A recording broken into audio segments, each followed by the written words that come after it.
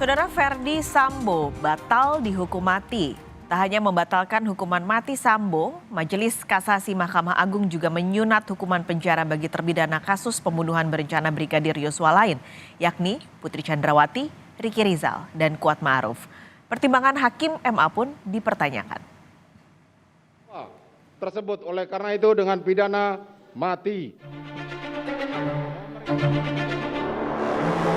Ferdi Sambo batal dihukum mati. Vonis mati untuk terpidana kasus pembunuhan berencana Brigadir Yosua Huta Barat ini dianulir Majelis Kasasi Mahkamah Agung menjadi penjara seumur hidup.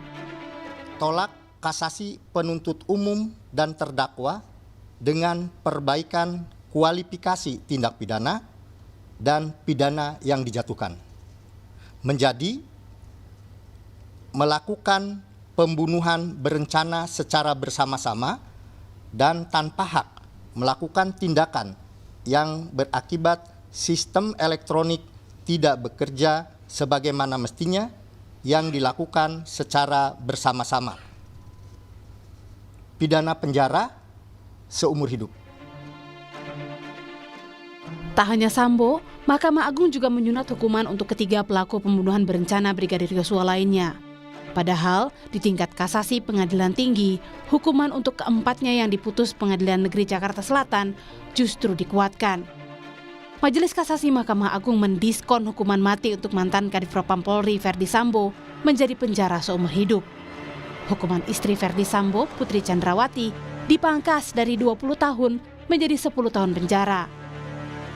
Hukuman untuk ajudan Sambo, Ricky Rizal juga disunat dari 13 tahun menjadi 8 tahun penjara.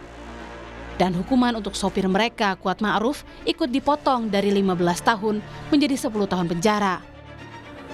Mahkamah Agung mengklaim tak ada intervensi dari siapapun dalam memutus perkara keempat terdakwa ini. Namun, 2 dari 5 hakim memiliki pendapat berbeda atau dissenting opinion. Mereka tidak setuju jika Sambo diberi keringanan hukuman. Dissenting opinion dalam perkara Ferdi Sambo, terdakwa Ferdi Sambo ada 2 orang, yaitu anggota Majelis 2 yaitu Jupriyadi SHM dan anggota Majelis ketiga Dr. Desnayeti MSHMH. Mereka melakukan DO, DO-nya dissenting opinion itu berbeda pendapat dengan putusan dengan majelis yang lain yang 3, tapi yang dikuatkan kan yang 3 ya. Jadi beliau tolak kasasi, artinya tetap hukuman mati.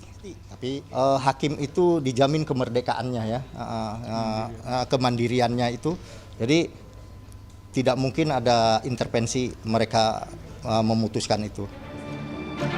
Ayah Brigadir Yosua, Samuel Huta Barat, terkejut mendengar putusan ini. Jadi di situ rasanya kami itu merasa kayak macam-macam disambar petir di siang bolong. Dari awal kami tidak mengetahui bahwa persidangan di Mahkamah Agung mau diadakan.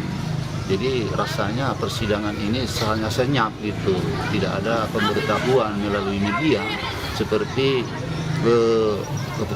sidang-sidang di Pengadilan Tinggi sebelumnya kan secara langsung disiarkan. Jadi kami merasa kecewa dalam keputusan ini. Lewat pernyataan tertulis, Menko Polhukam Mahfud MD menyatakan akan menghormati keputusan Mahkamah Agung. Kalau hukuman mati itu pun dikuatkan oleh MA, praktisnya nanti tidak perlu dieksekusi. Sebab pada saat hukuman Sambo nanti sudah berjalan 10 tahun, KUHP baru yakni UU nomor 1 tahun 2023 sudah berlaku. Menurut KUHP baru tersebut, terpidana mati yang belum dieksekusi setelah menjalani hukuman 10 tahun, hukumannya bisa diubah menjadi hukuman seumur hidup, kata Mahfud MD, Menko Polhukam. Pertimbangan sunat hukuman yang disertai perubahan kualifikasi tindak pidana dan pidana yang dijatuhkan oleh Mahkamah Agung ini menuai pertanyaan. Guru Besar Hukum Pidana Universitas Jenderal Sudirman Hipnu Nugroho menilai Majelis Kasasi MA tidak tepat memeriksa kembali fakta-fakta hukum dalam perkara Sambo. Hanya merubah yang tadinya turut serta menjadi bersama-sama. Nah, turut serta bersama-sama, kalau turut serta itu tergantung pada individu. Individu terkait dengan Kuat Ma'ruf perannya seperti apa, kan itu turut sertanya. Bu PC seperti apa, Ricky Rizal seperti apa. Yang kita dengar kemarin adalah bersama-sama, berarti ada kehendak yang sama, meeting of mind yang sama. Kesimpulannya, kalau itu berarti pidananya paling tidak minimal sama seperti yang ditentukan oleh pengadilan tinggi, tapi menjadi berkurang. Nah, berkurangnya inilah yang harus kita lihat nanti bagaimana aspek pertimbangan yuridis sosiologis terhadap masing-masing terdakwa yang bersangkutan. Ini yang kita belum tahu. Pertanyaannya, kalau kehendak sama, kenapa hukumannya menjadi ringan? Ini yang menjadi kita tidak tahu alasannya. Tapi Kuasa hukum keluarga Brigadir Yosua juga menilai perubahan Undang-Undang Kejaksaan oleh Mahkamah Konstitusi April 2023 lalu akan menguntungkan para terdakwa. Mahkamah Konstitusi kini melarang jaksa untuk mengajukan upaya peninjauan kembali. Yang berhak mengajukan PK hanyalah terdakwa. Sebenarnya kalau untuk korban, Mas, Pak, ini udah selesai.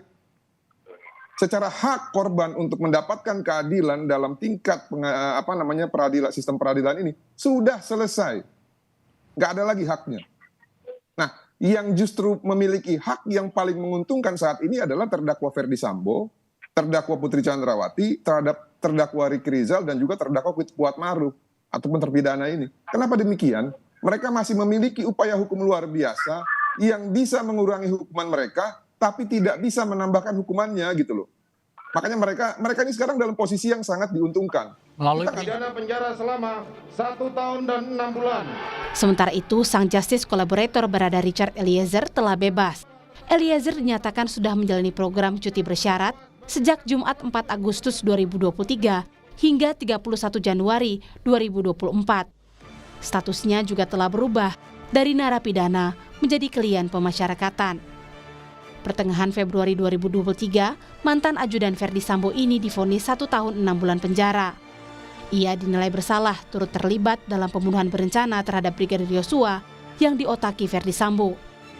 Pembunuhan terjadi pada 8 Juli 2022 di rumah dinas Ferdi Sambo di Duren 3, Jakarta Selatan. Peristiwa ini awalnya disebut tembak-menembak antara Eliezer dan Yosua karena istri Sambo, Putri Chandrawati, mengaku dilecehkan. Tim Liputan, Kompas TV.